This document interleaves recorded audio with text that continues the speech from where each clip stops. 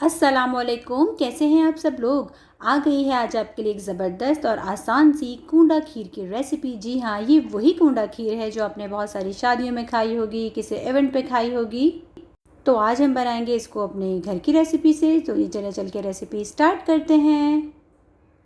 कूंडा खीर बनाने के लिए सबसे पहले लिया है मैंने 2 किलो दूध, और इस दूध को मैंने पहले ही बॉईल करने रख दिया था। मतलब एक दफ़ा बॉईल कर चुकी थी। अब हम इसको दोबारा ऑन कैमरा हम इसको बॉईल करने रखते हैं और चलते हैं अपने दूसरे प्रोसेस की तरफ।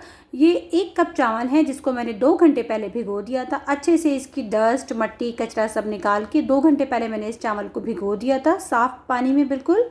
और उसके बाद हमें चाहिए इसके लिए 1 कप दूध अलग से मज़ीद।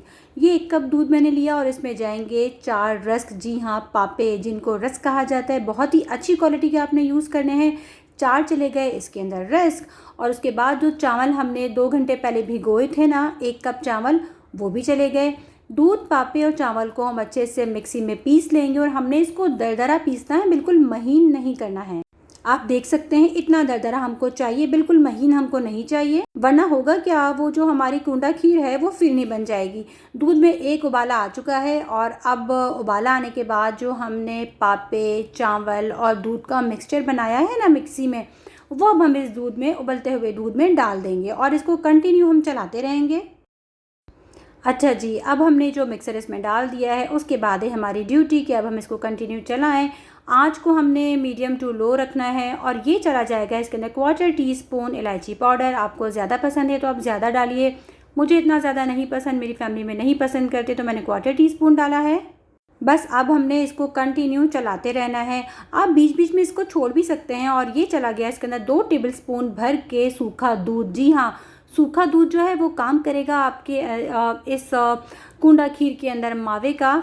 जिस तरह से हम बाज़ार से खोया लेके डालते हैं, आपको बिल्कुल ज़रूरत नहीं होगी कि आप बाज़ार से किसी किस्म का खोया लेके डालें या बर्फ़ी लेके डालें। इंशाल्लाह ये जो ड्राई मिल्क आपने डाला है ना, ये बिल्कुल इसको बाज़ार जैसी जो कूंडा खीर होती है खोए वाली, वो लुक देगा। और अब चली जाएगी इसके अंदर 1 कप चीनी।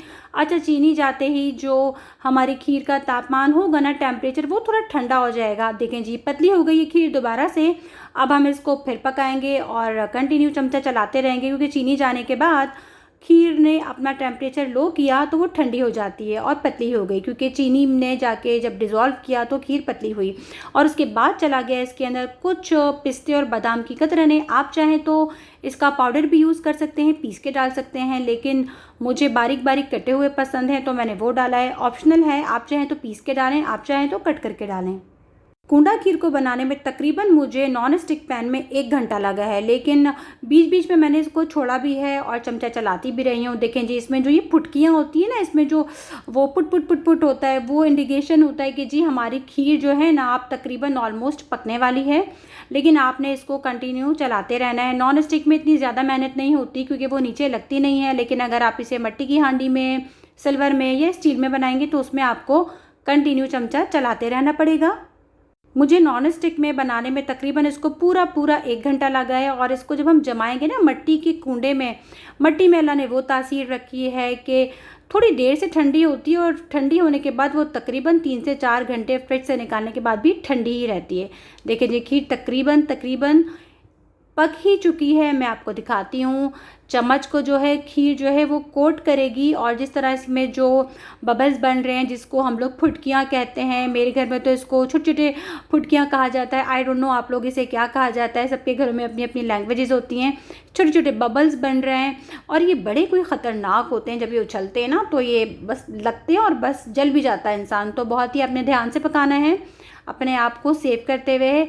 जायका अपनी जगह, लेकिन अपनी सेफ्टी आपकी अपनी जिम्मेदारी है।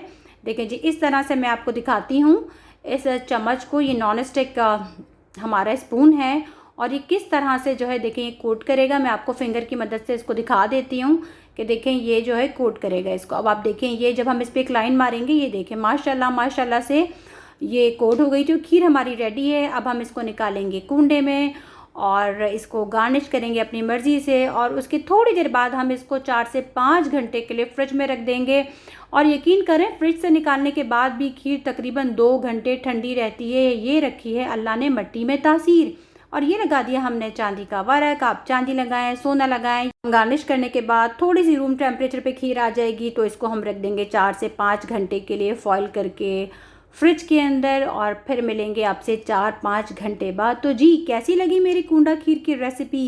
ज़रूर इस रेसिपी को ट्राई करें, मेरे चैनल को लाइक करें, सब्सक्राइब करें, शेयर करें। फ़ी अमानिल्लाह।